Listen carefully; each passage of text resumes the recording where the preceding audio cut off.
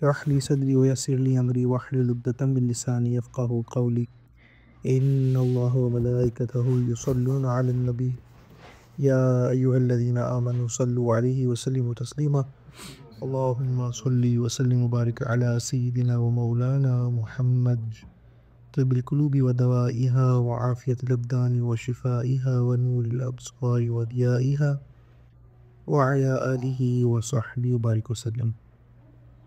اللہ تعالیٰ کا شکر، اس کا احسان کہ اس نے ہمیں توفیق عطا کی کہ ہم پھر سے اس کے پیارے کلام کو پڑھنے سمجھنے کے لیے آج اکٹھے ہوئے ہیں۔ سورہ بقرہ کی 74 آیات الحمدللہ ہم نے مکمل کر لی تھی، اور بالخصوص جو لاسٹ نشست تھی اس میں ہم نے جو گائے والوں کا واقعہ ہے اس کو پڑھا، اس کی جو پس منظر تھا اس کو دیکھا، اور پھر ہم نے یہ بات دیکھی کہ وہ جو بنی اسرائیل کا واقعہ تھا کہ کس طرح سے وہ گوشت کا ٹکڑا مار کر ان کو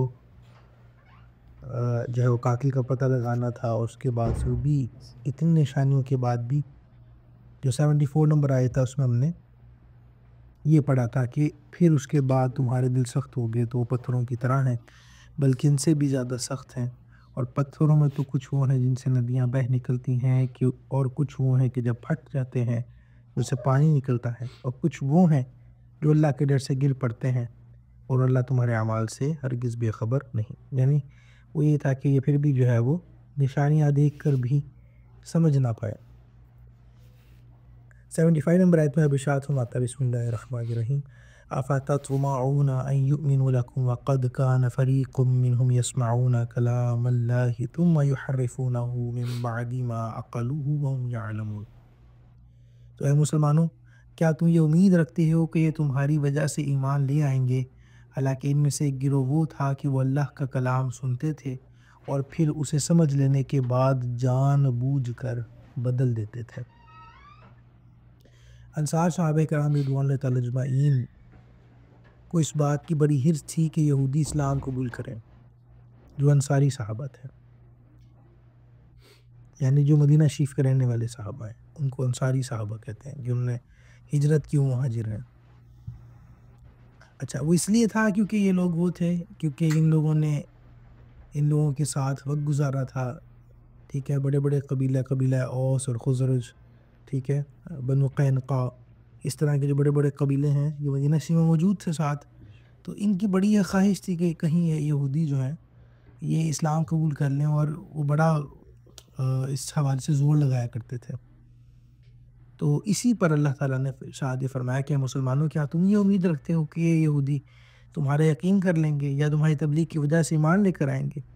حالانکہ یہ وہ ایسے لوگ ہیں کہ ان کے اندر ایسے علماء موجود تھے، یہاں بالخصوص ان کا ذکر ہے کہ وہ کیا کرتے تھے کہ وہ تورات کو سنتے بھی تھے، سمجھتے بھی تھے، لیکن سننے سمجھنے کے بعد وہ جان بوجھ کے اس میں تحریفات کرتے تھے، اس میں تبدیلیاں کرتے تھے، اور رسول اللہ صلی اللہ علیہ وسلم کے جہاں جہاں اوصاف تھے ان کو چھپاتے تھے تاکہ جو ہے وہ لوگ رسول اللہ صلی اللہ علیہ وسلم کے دین کی طرف ہی نہ آ جائیں، مسلمان نہ ہو جائیں، ہمارا روٹی پانی نہ ختم ہو جائیں، ٹھیک ہے، یہ ان کا اصل میں سلسلہ تھا۔ تو ایسے لوگ ایمان کو کہتے ہیں، ایسے لوگ کہاں ایمان لے کر آئیں گے؟ اللہ تعالیٰ نے فرمایا کہ ان کے ایمان کی تم لوگ جو ہے وہ امید نہ رکھو۔ تو یہاں سیکھنے کی بات یہ ہے کہ وہ عدول اسلام کی ایک حدیث ہے جس میں انہوں نے ارشاد فرمایا کہ شروں میں بدترین شر علماء کا شر ہے، اور خیروں میں بہترین خیر علماء کی خیر ہے۔ تو اس کا مطلب یہ ہے کہ جب ایک عالم بگڑتا ہے تو پھر وہ صرف اکیلا نہیں بگڑتا، اپنے ساتھ بہت بڑی قوم لے کے بگڑتا ہے، ٹھیک ہے۔ تو یہ اس کے شروں میں سے بہترین شر ہے کہ جو شخص یہ کلیم کرتا ہے نا، علماء سو ایک باقاعدہ یہاں پہ ڈیفینیشن ہے۔ تو یہاں پہ میں قرآن یہ بات سمجھا رہا ہے، بعض کا لوگ یہ ہمیں کہتے ہیں یا سمجھتے ہیں کہ دیکھو جی عالم تو عالم ہے، قرآن تو قرآن ہی پڑھ رہا، تو پھر ہم کیوں نہ کسی کی بات آسانی سن سکیں؟ تو کوئی بھی آ جائے اور قرآن پڑھ کے بتائے، تو نہیں، کوئی بھی آ جائے یہ ضروری نہیں ہے، کوئی بھی سے دین ہی لے سکتے ہیں ہم، یہ ایک امپورٹنٹ بات ہے، ٹھیک ہے، اور ہم اسی سے لیں گے جس کا جو کنیکشن ہے وہ ساتھ ساتھ جو ہے وہ خیر القرون سے جڑا ہو. اگر وہ خیر قرون والوں میں سے نہیں، یعنی رسول اللہ صلی اللہ علیہ وسلم کا دور، پھر صحابہ کرام، پھر تابعین، یہ جو 4 اسپیسیفک کیٹیگریز ہیں، ان کے ساتھ اس کی کوئی مناسبت تو ہو. پھر اس کے بعد جتنے 100 سال گزر چکے ہیں ان کے ساتھ اس کا اجماع تو ہو. یعنی اکثر ہم یہ دیکھیں گے کہ کوئی نئی بات تو نہیں کرتا. یہ ایک بڑی اہم بات ہے، ٹیکنیکل بات یہ ہے سب کہ جو بندہ فتنہ کرنے والا ہوگا وہ نئی بات نکال کے لے کر آئے گا، ایسی بات کرے گا کہ شاید جو آپ نے سنی بھی نہ ہو. ٹھیک ہے، اور وہی اس میں خرابی کا باعث بن جاتی ہے. اور یہ جو ذہن میں رہتا ہے انسان کے، نہیں یہ تو بس لوگوں نے ایسے ہی بنا رکھا ہے، بس ایسے ہی ہے، بس قرآن پڑھ رہا ہے تو ٹھیک ہے، ہمیں کیا فرق ہے کہ ہم اتنی تحقیق کریں، ٹھیک ہے نا جو اس میں کہہ گیا. تو ایسا نہیں ہو سکتا، سبھی ٹھیک نہیں ہے. اللہ پاک نے ہمیں یہاں پہ بتا دیا، انٹیمیٹ کر دیا ہے کہ علماء سو بھی ہوتے ہیں. ٹھیک ہے، وہ لوگ جو پڑھے لکھے بھی ہیں، وہ سمجھدار بھی ہیں، وہ عالم بھی ہیں. ایسا نہیں ہے کہ ان کو علم نہیں ہے، علم ہے، لیکن علم کیا علم ہونا ہی کافی تھا؟ نہیں، علم کے ساتھ وہ خوف خدا، رسول اللہ صلی اللہ علیہ وسلم سے محبت، ٹھیک ہے، وہ اس معاملے کے ساتھ مکمل طور پر جڑا رہنا، یہ ساری باتیں زیادہ ضروری ہیں. اگر یہ نہیں ہوگا تو پھر دیکھو تم کیا نقصان اٹھاؤ گے. تو یہاں پہ وہ والی بات ہی ہے. ٹھیک ہے، تو یہاں پہ وہ حضرت امام احمد رضا خان رحمہ کی ایک بڑی خوبصورت بات یہاں لکھی ہے. وہ کہتے ہیں کہ اے گروہ علماء، اگر تم مستحبات کو چھوڑ کر مباحات کی طرف جھکو گے تو عوام مکروہات پر گریں گے. یعنی کسی بھی معاشرے میں عالم ایک سمبل ہے، ایسا سمبل ہے کہ جس کو زیادہ احتیاط کرنے کی عادت ہے. اگر اس میں کمی ہوگی، کیونکہ وہ رول ماڈل ہے، اس رول ماڈل میں اگر کمی ہوگی تو وہ اگر اتنا کرے گا تو اس کو دیکھ کر ہم اتنا کریں گے. ٹھیک ہے، اور اتنا کرے گا تو ہم دیکھ اتنا کرے گا. ٹھیک ہے، تو یہی بات کہہ رہے ہیں کہ اگر تم مکروہات، مستحبات کو چھوڑو گے، کیا مستحب ہی ہے نا، تو کوئی بات ہے، تو عوام مکروہات کرنا شروع کر دے گی. اور اگر تم مکروہ کرو گے تو عوام حرام کام کریں گی. اگر تم حرام کے مرتکب ہوگے تو عوام کفر میں مبتلا ہو جاؤ. ٹھیک ہے، اور پھر یہ سارا کچھ ارشاد کر کے آپ نے آخر میں ایک بات کہی کہ بھائیوں، یعنی وہ لوگ جو عالم ہیں، تو بھائیوں للہ اپنے اوپر رحم کرو، اپنے اوپر رحم نہ کرو تو امت مصطفیٰ صلی اللہ علیہ وسلم پر رحم کرو. چرواہے کہلاتے ہو، بھیڑیے مت بنو. مطلب کہنے کا یہی تھا کہ ہمیں، اگر اللہ پاک نے ذمہ داری اگر کسی کو دی ہے، اگر اس کو علم عطا کیا ہے، تو پھر اس کا مطلب یہ نہیں ہے کہ he can roam around free. No, اس کے اوپر ذمہ داری ہے، اس کو زیادہ متقی و پرہیزگار ہونا چاہیے، اس کو زیادہ برداشت کرنے والا ہونا چاہیے، اس کو زیادہ ٹالریٹ کرنے والا ہونا چاہیے، اس کو زیادہ مسکرانے والا ہونا چاہیے. ٹھیک ہے، if you have chosen this way تو پھر you have to be a bit more like this. انبیاء علیہ السلام کے علوم کا وارث ہونا اتنا آسان تو نہیں ہے نا پھر. ٹھیک ہے نا، اگر آپ ذمہ داری اٹھاتے ہیں تو پھر ذمہ داری کو پوری طرح سے قبول بھی کرنا چاہیے. آگے آپ اشارت فرماتا ہے وَإِذَا لَقُوا الَّذِينَ آمَنُوا قَالُوا آمَنَّا، اور جب یہ مسلمانوں سے ملتے ہیں تو کہتے ہیں کہ ہم ایمان لا چکے ہیں. وَإِذَا خَلَا بَعْضُهُمْ إِلَىٰ بَعْضٍ قَالُوا أَتُحَدِّثُونَهُم بِمَا فَتَحَ اللَّهُ عَلَيْكُمْ لِيُحَاجُّوكُم بِهِ عِندَ رَبِّكُمْ. یعنی اور جب آپس میں اکیلے ہوتے ہیں تو کہتے ہیں کیا ان کے سامنے وہ علم بیان کرتے ہو جو اللہ نے تمہارے اوپر کھولا ہے، تاکہ اس کے ذریعے تمہارے رب کی بارگاہ میں تمہارے اوپر حجت قائم کرے. افلا تعقلون، کیا تمہیں عقل نہیں؟ اولا یعلمون ان اللہ یعلم ما یسرون وما یعلنون، کیا یہ اتنی بات نہیں جانتے کہ اللہ جانتا ہے جو کچھ وہ چھپاتے ہیں اور جو کچھ ظاہر کرتے ہیں. تو سیدنا عبداللہ بن عباس رضی اللہ تعالیٰ عنہ اس حوالے سے فرماتے ہیں کہ یہودی منافق جب صحابہ کرام رضوان اللہ تعالیٰ اجمعین سے ملا کرتے تو ان سے کہا کرتے کہ جس پر آپ مان لے کر آئے ہیں اس پر ہم بھی مان لے کر آئے ہیں. ٹھیک ہے، تم لوگ بھی حق پر ہو، تمہارے آقا محمد مصطفیٰ صلی اللہ تعالیٰ علیہ وآلہ وسلم سچے ہیں، ان کا قول حق ہے. ہم ان کی نعت و صفت اپنی کتاب میں تورات میں ڈھونڈتے ہیں، پاتے ہیں، اور پھر جب یہ واپس آتے ہیں اپنے سرداروں کے پاس تو ان جو ہے نا وہ لوگوں کو، وہ جب ان کے اپنے سردار ہوتے تھے تو سردار ان کو ملامت کرتے تھے کہ تم لوگ کیسی باتیں کرتے ہو، تو اور تم جو ہے مسلمانوں کے سامنے ان کے آقا محمد مصطفیٰ صلی اللہ علیہ وسلم کے بارے میں وہ باتیں بیان کرتے ہو جو اللہ تعالیٰ نے تمہاری کتاب میں بیان کی ہیں، تاکہ وہ اس کے ذریعے دنیا آخرت میں تمہارے پر حجت قائم کرے کہ جب ہمارے آقا محمد مصطفیٰ صلی اللہ علیہ وسلم کا نبی برحق ہونا تمہاری کتابوں میں موجود ہے، تم ان کی پیروی کیوں نہ کرتے، ٹھیک ہے؟ تو تمہیں اس بات کی عقل نہیں ہے کہ تم، یعنی یہ اس طرح سے وہ یہ باتیں کرتے تھے۔ تو یہاں پہ جو اصل بات سیکھنے والی اور سمجھنے والی ہے کہ جو رسول اللہ صلی اللہ علیہ وسلم کی نعت، آپ کی اوصاف، آپ کے فضائل، ان کو چھپانے والا کام ہے، یہ دراصل یہودیوں کا خاص کام تھا جس کو یہاں پہ ذکر کیا جا رہا ہے، ٹھیک ہے؟ کہ لوگ جو ہے وہ اللہ تعالیٰ قرآن میں فرماتا ہے کہ یہ رسول اللہ کو یوں جانتے جیسے کوئی اپنے بیٹوں کو جانتا ہے، اتنی نشانیاں سے پتہ تھی۔ بیٹے کے بارے میں تو ہوتا نا کہ جیسے اگر آپ کا سگا بیٹا ہو، جوان بیٹا، اور وہ اچھے بھلے رش کے اندر ہو، تو آپ اس کو دور سے بھی دیکھ کے بتا دیں گے وہ میرا بیٹا ہے۔ کیوں؟ کیونکہ آپ اس کی ساری نشانیوں کو جانتے ہیں، اس کی عادات و صاف کو جانتے ہیں، اس کے چال چلن کو جانتے ہیں، ٹھیک ہے؟ تو اللہ نے مثال دے کے سمجھایا کہ وہ رسول اللہ صلی اللہ علیہ وسلم کو یوں جانتے ہیں اور پہچانتے ہیں جیسے کہ اپنے بیٹوں کو جانتا اور پہچانتا ہے۔ یہ قرآن کی آیت، یہ قرآن کی آیت ہے، جی قرآن پاک کی آیت ہے، ٹھیک ہے؟ تو اللہ نے اتنی یہاں تک بتا، لیکن پھر بھی وہ کیا کرتے تھے کہ اس کو چھپاتے تھے، اتنی واضح نشانیاں تھیں، لیکن وہ کیا تھا، ان کا کام کیا تھا کہ وہ رسول اللہ صلی اللہ علیہ وسلم کے جہاں جہاں فضائل تھے، جہاں جہاں ان کی نعت تھی، ان کو چھپا لیتے تھے تاکہ لوگوں کو اس بارے میں پتہ نہ چلے، ٹھیک ہے؟ تو فرماتا رب آگے کہ وَإِنْهُمْ أُمِّيُّونَ لَا يَعْلَمُونَ الْكِتَابَ إِلَّا أَمَانِيَّ وَإِنْهُمْ إِلَّا يَظُنُّونَ، اور ان میں کچھ ان پڑھ ہیں جو کتاب کو نہیں جانتے مگر زبانی پڑھنا یا کچھ اپنی من گھڑت، اور یہ صرف خیال و گمان میں پڑے ہوئے ہیں۔ اب یہاں یہودیوں کے دوسرے گروہ کا تذکرہ کیا ساتھ میں، اور فرمایا گیا کہ اب یہودیوں کے دوسرے گروہ کی بات بھی سن لیجئے کہ ان میں کچھ ان پڑھ ہیں جو کتاب یعنی تورات کو خود نہیں جانتے بلکہ اپنے مفاد پرست سرداروں کے بیانات پر ہی یہ منحصر ہیں، اور انہی پر الٹے سیدھے خیال و گمان میں پڑے رہتے ہیں۔ ان کی تو یعنی وہ سمجھتے ہیں کہ ہم لوگ چونکہ یہودی ہیں، ٹھیک ہے، we are the chosen once, ہمارا جو ہے بلڈ وہ چوزن ہے، اور انبیاء جتنے بھی ہم ہمارے میں آتے ہیں تو ہمارے تو بخشش ہونی ہے، جو مرضی ہو جائے، ٹھیک ہے؟ تو ایک اس گروہ کے بارے میں بات یہاں پہ کی جا رہی ہے، ٹھیک ہے؟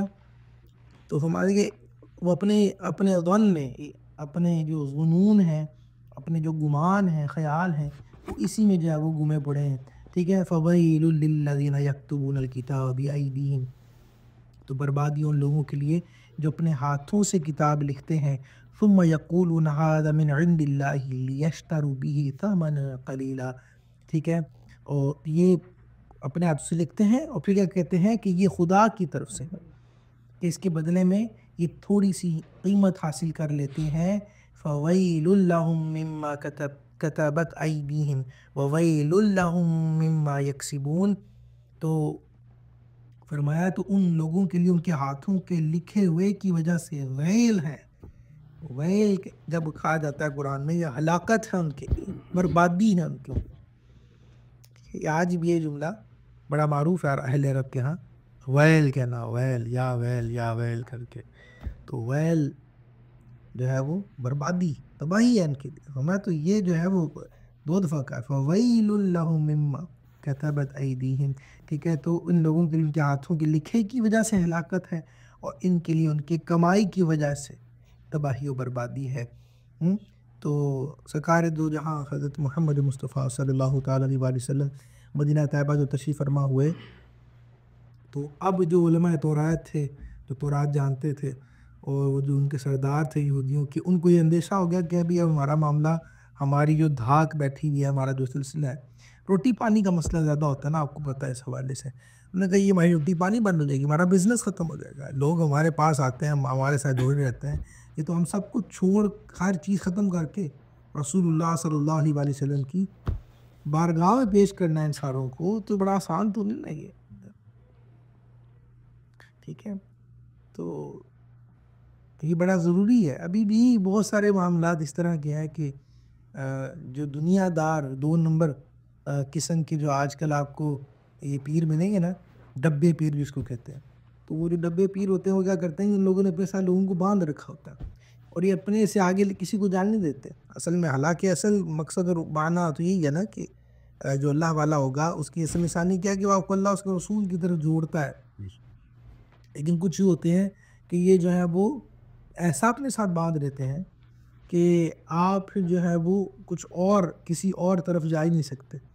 ٹھیک ہے، تو ظاہر ہے ان کا مقصد اور معنی اور مفاد ہی دنیا ہوتی ہے اور وہ شہرت ہوتی ہے، اور جناب جو ہے وہ عورتوں سے ملنا، اور جناب جو ہے وہ معاذ اللہ کچھ ایسے ہیں کہ جو غیر شرعی معاملات اور غیر شرعی کام سکھاتے اور بتاتے ہیں.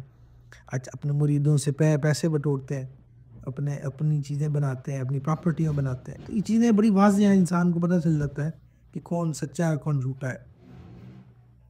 تو وہ جیسے کسی نے کہا تھا نا کہ دیکھو یہ نہ کہو کہ یہ جو ہے وہ داڑھی والا چور ہے، بلکہ یہ کہو کہ جو ہے وہ چور ہے اس نے اپنے آپ کو چھپانے کے لیے داڑھی رکھی ہے. تو اسی طرح کے لوگ آج کل بہت سارے ایسے ہیں کہ ہم یہ نہیں کہتے کہ پیر حضرات کو برے لوگ ہوتے ہیں، لیکن جو اصل ہیں وہ اس طرح کے نہیں ہیں. اصل تو وہ ہوتا ہے جو آپ کو اللہ اس کے رسول کی سنتوں کی طرف گامزن کرے، نیک بنائے، متقی بنائے. ٹھیک ہے، اصل تو یہ ہے. لیکن جو یہ نہیں کر رہا اور اس نے وہ ایک چھاپ لے لی ہے اور نقل کر کے بہروپیہ بن کے اس نے اگر کوئی اس طرح کا سیٹ اپ بنا لیا تو اس کی نشانی علماء کرام نے ارشاد فرمائی ہے کہ یہ وہی لوگ ہیں کہ جب امام مہدی تشریف لے کر آئیں گے نا، آپ کو پتہ ہے جو امام مہدی تشریف لے کر آئیں گے تو جتنے بھی پیران حضرات ہوں گے ان کو اپنی بیعتیں توڑ کے صرف ان کی طرف سب کو لوٹانا ہوگا. تمہارے کی بزرگان فرمایا کرتے تھے کہ تب پتہ چلے گا اصل کون ہے اور نقل کون ہے. ٹھیک ہے، کہ پھر وہ یہی والی مثال ہوگی نا کہ کوئی یہاں سے ادھر نہ چلا جائے، کوئی مجھ سے ٹوٹ کے امام مہدی کی طرف نہ چلا جائے. آج تو بیعتیں توڑنی پڑے گی تو اب کیا بنے گا. ٹھیک ہے، یہ ایک فرق ہے، اس بات کو ذہن میں رکھنا چاہیے. تو بہرحال یہ لوگ بھی ایسے تھے، اس طرح کا سلسلہ تھا، ان کے ساتھ لوگ جوڑے تھے، سلسلہ کا چل رہا تھا. ان کا تو سب کیسے کرے بھائی، کیسے گیو اپ کر دیں ہر چیز. ٹھیک ہے، تو یہ کیا کرتے تھے کہ جہاں جہاں پہ رسول اللہ صلی اللہ علیہ وسلم کے اوصاف تھے، آپ کا حلیہ شریف لکھا ہوا تھا، تو رسول کریم صلی اللہ علیہ وسلم کے حوالے سے جہاں جہاں معاملہ ہوتا تھا تو وہ کیا کرتے کہ فوراً جو ہے ان چیزوں کو ہائڈ کرتے، ان کا حلیہ تدلیل سنبھال دیتے، وہاں سے لکھ دیتے، تعریف کرتے. چونکہ سارا وہ پھر وہ عبرانی زبان میں اور جو اس کے اسپیسیفک لینگویجز ہیں وہ اس کے معنی غلط بتانا شروع کر دیے انہوں نے کہ نہیں اس کا مطلب یہ تو نہیں ہے. لوگ کہتے کہ دیکھو نبی ہیں وہی تو نہیں جس کا ذکر آپ نے کبھی کیا تھا، فلاں کبھی تو کیا ہی تھا نا. تو وہ جو کیا تھا وہ کہتے نہیں یہ وہ نہیں ہے، وہ اس کا وہ میں تو یہ لکھا ہے، اس کا معنی تو یہ ہے. اس زمانے سے جو ہے وہ بدلنی شروع ہو گئی، بس وہ بدلاؤ شروع کیے ان لوگوں نے. نہیں بدلتے تو پہلے بھی تھے لیکن وہ مزید بدل گیا. وہ پہلے اس طرح کا بدلاؤ تھا کہ جو احکامات کے اعتبار سے بدلاؤ تھے. ٹھیک ہے، یہاں پہ بالخصوص رسول اللہ صلی اللہ علیہ وسلم کے آنے آپ کی توصیف کے حوالے سے یہ بدلاؤ تھے. ٹھیک ہے، جیسے تورات میں آپ صلی اللہ علیہ وآلہ وسلم کے اوصاف یہ لکھے تھے کہ آپ صلی اللہ علیہ وسلم نہایت خوبصورت ہیں، بال بڑے خوبصورت، آنکھیں سرمگی، قد درمیانہ. ٹھیک ہے، تو اس کو مٹا کر انہوں نے بتایا کہ نہیں آپ بڑے دراز قد ہوں گے، انہوں نے لکھا بتایا. آنکھیں جو ہے وہ نیلی سی ہوں گی، بال الچھے سے ہوں گے، اس طرح کی بات انہوں نے کی. تو اس طرح کے وہ جو ہے وہ عوام کو مضامین سنایا کرتے.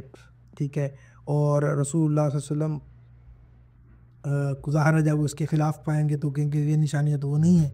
ٹھیک ہے، تو پھر وہی معنی لے کر آئیں گے، بلکہ وہی تھا کہ جب جائیں گے تو سرکار صلی اللہ علیہ وسلم کے گرویدہ نہیں ہوں گے بلکہ یہ ہمارے گرویدہ ہوں گے اور ہماری کمائی میں فرق نہیں آئے گا. اچھا، یہاں پہ ایک اور بات مجھے یاد آ گئی کہ کچھ ایسی جگہ بھی ہیں جہاں پہ رسول اللہ صلی اللہ علیہ وسلم نے مخصوص قسم کے جوابات ارشاد فرمائے. جیسے کوئی گروہ آیا تو اس گروہ نے پوچھا قیامت کے حوالے سے سوال کیا تو رسول کریم جانے علیہ وسلم نے فرمایا کہ دیکھو جی اس کا علم تو جو ہے وہ صرف اللہ تعالیٰ کو ہے، تو میں اس حوالے سے کچھ نہیں جانتا. تو یہ مخصوص قسم کا جواب دینا اور پھر احادیث میں اتنی ساری نشانیاں بیان کر دینا تو بظاہر تو یہ باتیں مختلف لگتی ہیں. تو وہ کس لیے کہا گیا تھا؟ وہ اس لیے تھا کہ ان کی کتابوں میں یوں لکھا تھا کہ اگر تم نبی سے سوال پوچھو گے نا تو ان کا جواب یہی ہوگا. تو پھر چونکہ وہ اس اسپیسیفک کانٹیکسٹ میں ہی رسول اللہ صلی اللہ علیہ وسلم نے جوابات ارشاد فرمائے. جیسے فرمایا کہ قل انما انا بشرکم مثلی، قل انما بشر مثلکم، ٹھیک ہے، فرمایا کہ تمہیں جو ہے وہ فرما دو کہ میں تم جیسا ہی بشر ہوں اور مجھ پہ جو ہے وہ صرف وحی اترتی ہے اللہ تعالیٰ کی. تو یہ جو جملہ کہا یہ بھی اصل میں وہ ایک اسپیسیفک گروہ تھا جن کے سامنے رسول اللہ صلی اللہ علیہ وسلم نے ارشاد ہی فرمایا اور اپنا تعارف یوں پیش کروایا، چونکہ ان کے پاس چونکہ جا کے وہ کراس چیک کرتے تھے کہ رسول اللہ صلی اللہ علیہ وسلم یہ پوچھا جائے گا تو وہ اس حوالے سے یہ جواب دیں گے. سیدنا سلمان فارسی رضی اللہ تعالیٰ عنہ والا واقعہ بہت معروف ہے کہ آپ جانتے تھے اور پھر وہ نشانیاں لے کر آپ کہاں سے سفر کیا اور کیا معاملات ہوئے، بکتے رہے، غلام ہوئے کہ جو رسول کریم کی بارگاہ میں آئے تو وہ صدقہ جو ہے وہ آپ جو ہے وہ قبول کر لیتے ہیں لیکن جو ہے وہ خود اس میں سے نہیں کھاتے، ٹھیک ہے، ہدیہ قبول کرتے ہیں تو اس میں سے جو ہے وہ خود بھی تناول فرماتے ہیں. پھر وہ آپ نے مہر نبوت کے حوالے سے پڑھا ہوا تھا تو وہ سارا کچھ آپ نے ٹیسٹ کیا، چیک کیا، اس کو کراس چیک کیا. تو اس طرح سے جو ہے وہ سیدنا عبداللہ بن سلام جو ہے وہ معروف ہے، یہودیوں کے عالم تھے اتنے بڑے. آپ نے رسول کریم صلی اللہ علیہ وسلم کی جب چہرہ دیکھا، نشانی دیکھی تو بس وہ چہرہ دیکھنا ہی تھا، حالانکہ دیکھنے گئے تھے، ٹھیک ہے، تو بس کلمہ پڑھ لیا، انہوں نے کہا کہ نہیں مجھے لگ گیا پتہ کہ تو رسول اللہ صلی اللہ علیہ وسلم ہے. تو یہ چیزیں سمجھنی چاہیے. بعض اوقات ہم قرآن کی بس وہ بعض اٹھا لیتے ہیں لیکن اس کا جو پری کانٹیکسچول پورا ایک سینیری ہوتا ہے اس کو نہیں جانتے، تو جس سے جو ہے وہ انسان بعض اوقات کچھ اور سمجھ لیتا ہے چیزوں کو، ٹھیک ہے. اگر یہی ایز اٹ از بھی سمجھ لیا جائے تو یہ کیا چھوٹی شان ہے؟ کوئی کائنات میں ایسا دکھا دیں بس پر جس پہ وہی آتی ہے، اللہ بار بار غاروں میں پیچھے، جی سفر میں پیچھے، حجرے میں پیچھے، ہر جگہ. اور بلکہ اصل میں نا میرا مقصد کہنا کا یہ ہے کہ بعض اوقات احادیث آتی ہے نا جب تو وہ مزید بات کلیئر ہو جاتی ہے، ٹھیک ہے نا. تو قل انما انا بشر مثلکم جو ہے فرما دیا، لیکن ساتھ میں جب احادیث پڑھتے ہیں تو اس میں کہا کہ ایکم مثلی، تم میں سے کون ہے جو میری مثل ہے. تو یہ باتیں بعض اوقات لگتا ہے کانٹراڈکٹ کر رہی ہیں لیکن اس میں کانٹراڈکٹ نہیں کر رہی. آپ دیکھیں کہ اس میں مخاطب کون ہے. جب کہا جا رہا ہے کہ ایکم مثلی تو ہم مومنین ہیں، ٹھیک ہے، اور جب کہا جا رہا ہے قل انما انا بشر مثلکم تو وہ کن کو کہا جا رہا ہے؟ وہ کفار کو کہا جا رہا ہے. تو مگر وہ کون سی ٹائپ آف کفار ہے بھی آپ سمجھا کریں نا کہ وہ اصل وہ ہے جو جا کے کراس چیک کرنا ہے کتابوں سے جا کے، تو وہ پڑھ کے آئے ہیں گھر سے کہ ہم جو ہے وہ رسول اللہ سے جب یہ سوال کریں گے تو اگر رسول ہوا تو یوں جواب دے گا، وہ عاجزی ہی کرے گا، وہ بادشاہوں کی طرح اپنی تعریف نہیں کرے گا کہ ہاں اچھا یہ اچھا آپ سمجھا نہیں بات کی. تو یہ چیزیں ہوتی ہیں، ان باتوں کو ان کانٹیکسٹ کو سمجھنا بڑا ضروری ہوتا ہے، ٹھیک ہے. دوبارہ انہوں نے کہا کہ جی ہماری جو ہے وہ کمائی میں کوئی خرابی نہ آ جائے تو سلسلہ کار. تو یہاں پہ جو لفظ استعمال کیا ہے نا وہ بڑا خوبصورت ہے. اللہ تعالیٰ نے قرآن میں لیشتروا بہ ثمنا قلیلا، تو انہوں نے تھوڑی قیمت کے بدلے میں. تو کچھ جو سردار سے دور جو ہوتے ہیں وہ کیا کرتے ہیں کہ انہوں نے اپنے ارد گرد رکھے ہوتے ہیں نا تھوڑے سے، تو وہ ان کو کہتے ہیں کہ یوں کر کے جب لوگوں کو بتاؤ تاکہ ہماری سرداری قائم رہے.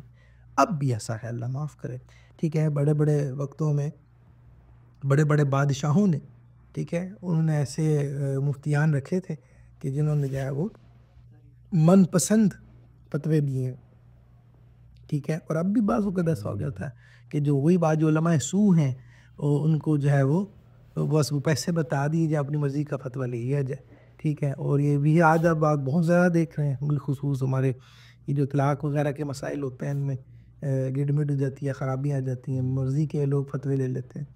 تو یہ ساری چیزیں کیا ہے، یہ وہ اسی کیٹیگری میں آ جائے گا، ٹھیک ہے، کہ وہ جو سامن قلیلا تھوڑے تھوڑے پیسوں کے اندر جو ہے نا وہ فتووں کو بیچ کے، دین کو بیچ کر جو ہے نا وہ ابھی تو لے لیا ہے لیکن دیکھو اللہ نے کیا تمہاری یہ ویل ہے، تمہاری یہ ویل ہے، تمہاری ہلاکت ہے، ٹھیک ہے. تو ان باتوں کے حوالے سے بھی جو ہے وہ ہمیں بتا دیا. پھر وقالوا لن تمسنا النار الا ایاما معدودا، اور بولے ہمیں تو آگ ہرگز نہ چھوئے گی مگر گنتی کے چند دن. اب یہ مثال بھی ساتھ دے دی نا، قل اتخذتم عند اللہ عہدا فلن یخلف اللہ عہدہ ام تقولون علی اللہ ما لا تعلمون. یعنی تو اے حبیب آپ فرمائے انہیں، تم فرما دو انہیں، کیا تم نے خدا سے کوئی وعدہ لیا ہوا ہے؟ اگر ایسا ہوا ہے پھر تو اللہ ہرگز وعدہ خلافی نہیں کرے گا، بلکہ تم اللہ پر وہ بات کہہ رہے ہو جس کا تمہیں علم نہیں. تم نے یعنی کوئی وعدہ، کوئی عہد لیا اللہ تعالیٰ سے. اب یہ وہ نہیں باتوں کی ایک مثال کے طور پہ اصل میں بات آ گئی ہے کہ ان کو بتایا گیا تھا کہ تم لوگ چونکہ یہود ہو، وہی میں نے بتایا ان کو اس بات کا غرور تھا کہ ہم لوگ تو جو ہے نا وہ چوزن ون ہے، ہمارا بلڈ جو ہے وہ بڑا خاص بلڈ ہے. تو ہمیں اگر آگ چھوئے گی تو 4 دن کے لیے چھوئے گی, ہمیں کوئی کسی نے کوئی خوری پکڑنا ہے تو فرمایا کہ نہ نہ نہ.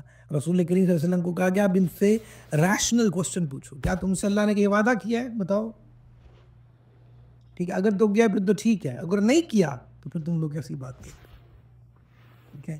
تو یہ وہی ہے. تو یہ کیا کہتے تھے, جو کہتے ہیں ہم دوزخ میں ہرگز داخل نہ ہوں گے مگر اتنی مدت کے لیے جتنے مدت کے لیے ان کے آباء و اجداد نے بشرے کو پوجا تھا, ٹھیک ہے. اس کے بعد پھر وہ عذاب سے چھوٹ جائیں گے. یعنی ان کا مطلب یہ تھا کہ اب 40 کو دن جو ہے وہ بس عذاب میں مبتلا رہیں گے, کہ وہ عذاب ہو بھی گیا تو, ٹھیک ہے. اور بعض کہتے تھے کہ نہیں بس 7 دن کا ہی عذاب ہوگا, ہمیں 7 دن سے زیادہ ہم پہ عذاب نہیں ہو سکتا. تو پھر اس کے اوپر پھر کہا گیا کہ تم لوگ اللہ کے اوپر جھوٹ باندھتے ہو, اور تمہارے لیے تو جو ہے وہ جہنم ہے, اور تم جو ہے وہ ڈر جاؤ, بچ جاؤ, سمجھ جاؤ. بلا من کسب سیئۃ احاطت به خطیئته فاولئک اصحاب النار ہم فیہا خالدون. کیوں نہیں جس نے گناہ کمایا اور اس کی خطا نے اس کا گھیراؤ کر لیا تو وہی لوگ جہنمی ہیں. ساتھ میں پھر آگے بتا بھی دیا کہ وہ اس میں ہمیشہ رہیں گے. ہم فیہا خالدون, وہ اس کے اندر رہیں گے, ہمیشہ رہیں گے. والذین آمنوا وعملوا الصالحات اولئک اصحاب الجنہ ہم فیہا خالدون. اور یہ اللہ تعالیٰ کا انداز ہے, کہ قرآن پاک کا اسلوب ہے, کہ جب بھی جہنم کا ذکر آیا, جب بھی جو ہے وہ عذاب کا ذکر آیا نا اس طرح, تو ساتھ ہی اللہ تعالیٰ کی رحمت کی یہ نشانی ہے کہ اللہ تعالیٰ نے پھر جنت کا ذکر بھی کیا. سبحان اللہ, ٹھیک ہے. تو وہ کہتے ہیں نا کہ ترہیب ہے تو ساتھ ترغیب بھی ہے. تو ترہیب دیا, ڈرا دیا اگر ساتھ, پھر ترغیب بھی دی ہے, اور ساتھ ہی کہ جی والذین آمنوا وعملوا الصالحات. لیکن وہ جو ایمان لائے اور جو اچھے کام کرنے والا ہوگا, جو اچھے کام کیے جس نے, وہ جنت والے ہیں, انہیں ہمیشہ اس میں رہنا ہے, ٹھیک ہے. تو بس وہاں بتا دیا کہ دیکھو یہاں پہ جو لفظ استعمال کیا گیا نا, یہاں پہ وَأَحَاطَتْ بِهِ خَطِیئَتُهُ, تو جو خطیئتہ جو کہا گیا ہے, اس میں جو خطا اس میں لفظ استعمال کیا گیا, اس میں خطا کا معنی کفر و شرک ہے بالخصوص, ٹھیک ہے. تو جو کفر و شرک کرنے والے ہوں گے, ظاہر ہے, تو ان کے حوالے سے ہے کہ ان کے لیے نجات کے سارے راستے بند ہو جائیں گے. اور کفر و شرک پر ہی اگر اس کو موت آ جاتی ہے تو پھر وہ کیسا ہی ہو, وہ کیسا ہی شخص کیوں نہ ہو, ٹھیک ہے, وہ جو ہے وہ ایسا ہے کہ وہ ہمیشہ جہنم میں رہے گا. لیکن اگر ایمان والا ہوگا تو انشاءاللہ العزیز اس کے لیے جنت ہے. یہ اصل میں اس بات کا معنی ہے. وَإِذَا أَخَذْنَا مِيثَاقَ بَنِي إِسْرَائِيلَ لَا تَعْبُدُونَ إِلَّا اللَّهَ, یعنی اور یاد کرو جب ہم نے بنی اسرائیل سے عہد لیا کہ اللہ کے سوا کسی کی عبادت نہ کرو. وَبِالْوَالِدَيْنِ إِحْسَانًا وَذِي الْقُرْبَى وَالْيَتَامَى وَالْمَسَاكِينِ وَقُولُوا لِلنَّاسِ حُسْنًا وَأَقِيمُوا الصَّلَاةَ وَآتُوا الزَّكَاةَ. اب یہاں پہ احکام آ گیا کہ پہلے کیا کہا گیا تھا کہ تم جو ہے وہ اللہ تعالیٰ کی عبادت کرو. اب عبادت کرو یعنی تم عبادت نہیں کرو گے کسی کی سوائے اللہ تعالیٰ کے. لیکن پھر اس کے فوراً بعد جو بات کی وہ بڑی اہم ہے, اتنی اہمیت والی بات ہے کہ جہاں اللہ کی عبادت کی بات ہوئی تو فوراً اس کے بعد یہ کہہ دیا گیا کہ اللہ کے سوا کسی کی بات نہ کرو, اور ماں باپ کے ساتھ اچھا سلوک کرو, ماں باپ کے ساتھ اچھا سلوک, ٹھیک ہے. وَذِي الْقُرْبَى وَالْيَتَامَى وَالْمَسَاكِينِ, اور رشتہ داروں اور یتیم اور مسکینوں کے ساتھ اچھا سلوک اس کے بعد, ٹھیک ہے. تو کیٹیگری بتا دی, پہلے والدین ہیں, اس کے بعد پھر جو ہے وہ ذی القربہ ہے, رشتہ دار ہے, ٹھیک ہے. پھر اس کے بعد پھر وہاں تک بات ختم نہیں ہوئی, کہتے جس معاشرے میں رہو تو سوشلائزیشن بھی آپ کی ہونی چاہیے, ٹھیک ہے. اسلام آپ کو انٹروورٹ رہنے کے لیے نہیں کہتا, اسلام کہتا ہے کہ بی سوشلائزڈ, ٹھیک ہے. آپ کو جو باجماعت نماز پڑھنے کے لیے, عیدین مل کے پڑھنے کے لیے, پھر جو ہے وہ ہر جمعہ اکٹھے ہو کے باہر نکل کے پڑھنے کے لیے, وہ اسی لیے کہ پھر آپ یتامہ اور مساکین کا خیال رکھنے والے ہوں, ان کو ڈھونڈ کر ان کے ساتھ محبت کریں, ان سے پیار کریں, ان کو گلے لگائیں, ٹھیک ہے. وَقُولُوا لِلنَّاسِ حُسْنًا, اس کے بعد پھر اگلی بات بڑی خوبصورت ہے. تو لوگوں سے جب بات کرو تو حسنہ, آپ لوگوں سے اچھے انداز سے بات کرو, لوگوں سے اچھے انداز سے اخلاق سے گفتگو کرو, ٹھیک ہے. اتنا ترکدار انداز نہیں اپنا, ٹھیک ہے. اچھی بات کہو لوگوں سے. وَأَقِيمُوا الصَّلَاةَ, اور پھر جو ہے کہ نماز قائم رکھو. وَآتُوا الزَّكَاةَ, اور زکوٰۃ دو. اب آپ اس میں کیٹیگری کو دیکھ لو کہ واقعیم الصلاۃ وآتوا الزکوٰۃ، ان ساری باتوں کے بعد کہا ہے اللہ تعالیٰ نے. ٹھیک ہے، انہوں نے کہا ٹھیک ہے نماز پڑھنی ہے، وہ اللہ تعالیٰ کے لیے حقوق العباد پہلے بیان کیا ہے، اس میں بھی اپنے آپ کو بہتر. ٹھیک ہے، پہلا کام جب کر لیا، پہلی بات تو یہ نا کہ اللہ اور اس کے رسول صلی اللہ علیہ وسلم کے اوپر ایمان لے کے آئے گئے. کہ ایمان آ گیا، کلمہ پڑھ لیا، اللہ تعالیٰ کے سوا کسی کی بات نہیں کرتے، شرک نہیں کرتے. ٹھیک ہے، تو اب اگلا کام ہی ہے کہ بس اب تمہارے ارد گرد کے جو لوگ ہیں ان کے ساتھ ہمارا سلوک کیا ہے. ٹھیک ہے، اپنے کردار کے اندر، اپنی زبان کے اندر آپ کتنے اچھے ہیں. ٹھیک ہے، اور پھر وہی بات کہ جب وہ جملہ ہے نا وَقُولُوا لِلنَّاسِ حُسْنًا، تو لوگوں سے اچھی بات کہو کو اگر ہم پکڑ لیں تو پھر وہی بات دوبارہ بیک پہ جائیں تو پہلے تو پھر سب سے پہلے والدین، پھر آپ کے وہ ذی القربہ میں آپ کی بیوی ہے، آپ کے بچے ہیں. یہی تو وہ جسے کہتے ہیں نا کہ بالکل ایکسکلوزیولی وہ جو آپ کی اپنی فیملی کہلاتی ہے، انسٹنٹ فیملی جس کو کہتا ہے. ٹھیک ہے، پھر آپ کے باقی رشتہ دار، آپ کے کزنز اور باقی لوگ باہر کے. ٹھیک ہے، اور یہاں پہ اللہ تعالیٰ نے جو کیٹیگرائز کر کے ان اسپیسیفک رشتوں کے بارے میں بتا دیا، یا ان اسپیسیفک لوگوں کے بارے میں بتا دیا جن پہ لوگ بعض اوقات کوئی اتنے اچھے رہتے نہیں ہیں، باہر تو ساروں سے کوئی اجنبیوں سے اچھی ملاقات کر لیتا ہے. ٹھیک ہے، کسٹمر کلائنٹس آ جائیں جسے نفع حاصل کرنا ہوتا ہے، ہم جناب کہتے ہیں جی بسم اللہ کیسے ہیں، خیریت سے ہیں، طبیعت ٹھیک ہے، اور سنائے. تو وہی اور سنائے کہنے والا جب گھر آتا ہے اور تھوڑا سا کو پتہ چل جائے میں بھی گھر آیا ہوں اور کھانا نہیں تیار ہے، بھوک لگی ہوئی ہے، تو پھر اپنا انداز دیکھیں اور اپنا لہجہ دیکھیں، اپنی آواز دیکھیں کہاں جاتی ہے، تو وہ کیا ہے. ٹھیک ہے، پھر والدین جب ذرا عمر رسیدہ ہو جاتے ہیں، پھر وہ جب سوالات اٹھاتے ہیں آپ کے کام پر یا آپ کی بات پر یا آپ کی ذات پر یا وہ کو سمجھاتے ہیں، پھر آپ جب چڑھتے ہیں اور پھر وہ بعض اوقات ایک ہی بات، کیونکہ والدین جب اپنی ایک خاص عمر تک پہنچ جاتے ہیں نا تو پھر وہ ان میں وہ چیز آ جاتی ہے اس طرح کی، تو پھر وہ آپ کو بعض اوقات فجٹ کرتی ہے، آپ کو تنگ کرتی ہے، آپ کو عجیب محسوس ہوتی ہیں. تو پھر بعض اوقات لوگ جو ہیں بڑی بڑی عجیب انداز کے ساتھ اپنے والدین کو ڈانٹ دیتے ہیں یا ڈپٹ دیتے ہیں، چپ کھڑا دیتے ہیں. ٹھیک ہے، کچھ لوگ تو بہت ساری حدیں پار کر دیتے ہیں. تو یہ، اور پھر یتامہ اور مساکین جو اس طرح کے لوگ ہوتے ہیں نا، ان کو لوگ کسی کھاتے میں نہیں لکھتے. امیر ہے تو ٹھیک ہے، لیکن اگر غریب ہے تو پھر اس کو تو جناب وہ دبا کے رکھتے ہیں. ٹھیک ہے، بعض اوقات لوگ سمجھتے ہیں کہ یتیم اور مسکین کا مطلب یہ کہ انہیں پیسے دیتے رہیں. صرف پیسے دینے کا نام نہیں ہے معاملہ، اچھا سلوک کیسا ہے. آپ اسے گلے لگاتے ہیں جیسے اپنے بچے کو گلے لگاتے ہیں، ویسے ہے آپ کا سلسلہ؟ اتنا نرم ہے دل آپ کا کہ نہیں ہے؟ This is something you have to understand. کیا کر لیں اور بھائی، اور کیا کریں، سر پہ بٹھا لیں، ایسے کہتے ہیں لوگوں میں. ٹھیک ہے، دے تو رہے ہیں تو بھائی احسان کر رہے ہیں آپ. یہ نہیں ہے معاملہ، سمجھیں؟ ان باتوں کو انڈرسٹینڈ کریں. یعنی آپ کا دل اس طرح کا ہو. ٹھیک ہے، یتامہ اور مساکین کے ساتھ اگر آپ کو اچھی بات کرنے کا موقع ملے تو آپ کو وہ نہ ہوتا ہو. یہ دیکھو نا، ہم مٹیریلسٹک بہت زیادہ ہو چکے ہیں. کبھی مجھے موقع ملے نا عثمان بھی، ہم اسپیسیفک ایک پورا سیشن رکھیں گے جس میں صرف مٹیریلزم کے اوپر بات ہو.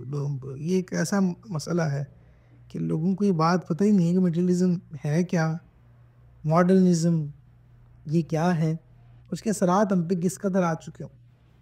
وہ جو حضور نے کہا تھا نا، مجھے تم پہ خوف یہ نہیں ہے کہ تم شرک کرو گے، خوف یہ ہے کہ تم دنیا میں گم جاؤ گے. مادیت پرستی جس کو بولتے ہیں. مگر واٹ ایکچولی از مادیت پرستی، یا اس کی کچھ ایگزامپلس ہیں. اس کے ایک پورا ایک اصل میں پورا موضوع ہے.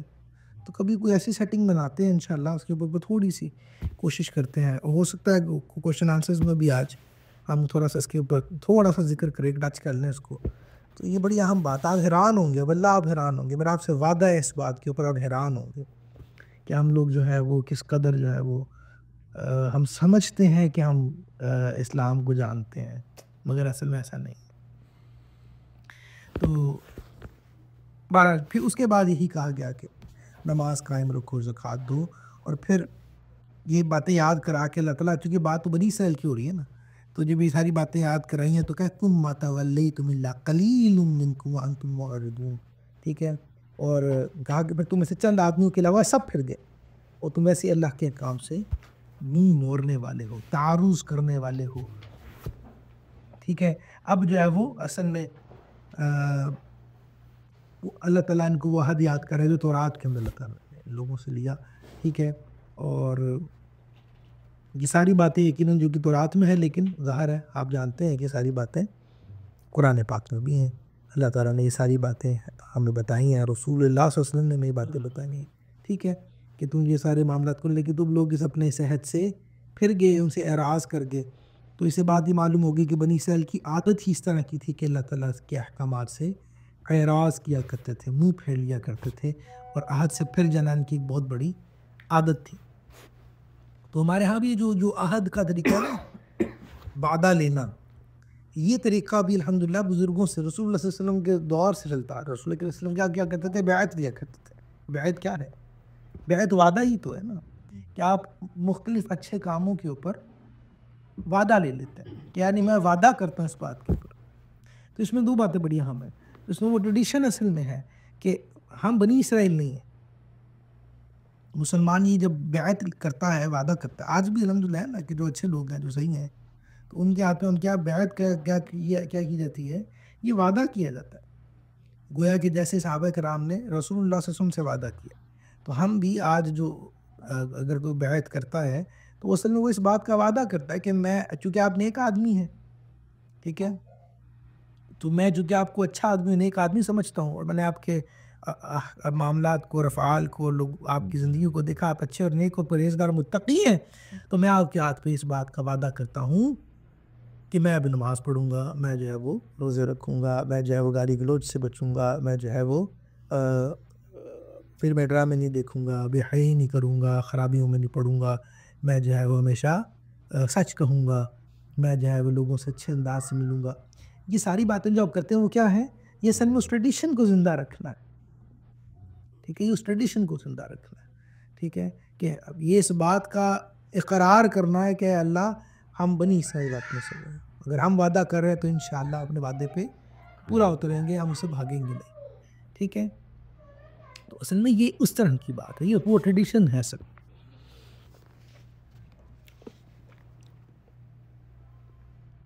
اچھا، اب اس میں جو اہم بات ہے کہ والدین کے ساتھ احسان یعنی بھلائی، یہ احسان والا احسان نہیں جو بعض اوقات احسان کہتے ہیں اردو میں، بھلائی کرو ان کے ساتھ، مطلب یہ ہے.